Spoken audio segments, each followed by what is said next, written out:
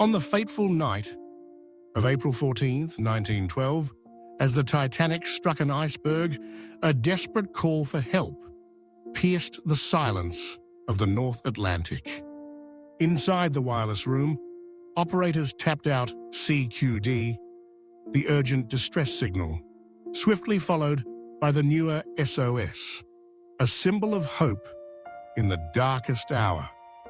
These messages, crackling across the airwaves, marked the ship's last plea for rescue and forever changed the way the world communicates in times of crisis. An unsinkable ship, a freezing night in the North Atlantic, and a final SOS before everything disappeared beneath the sea. This is Seconds Before Silence. RMS Titanic, April 14th, 1912. Over 880 feet long, Titanic was a marvel of its time, called unsinkable. More than 2,200 people set sail on that journey. Aristocrats, immigrants, families, dreamers. But on the night of April 14th, the dream turned into one of the greatest tragedies in human history. 11:40 p.m. The icy North Atlantic was still.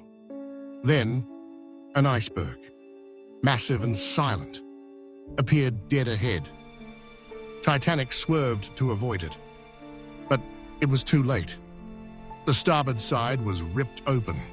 Water began flooding in, one compartment after another. Jack Phillips and Harold Bride, Titanic's wireless operators, rushed to send distress signals. First came CQD, CQD, the old code for distress. Then, something new. Something the world had never truly heard before. SOS, SOS, come at once. We have struck an iceberg. It was the first major use of SOS in maritime history. 12:45 a.m.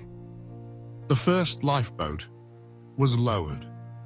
Only women and children were allowed at first.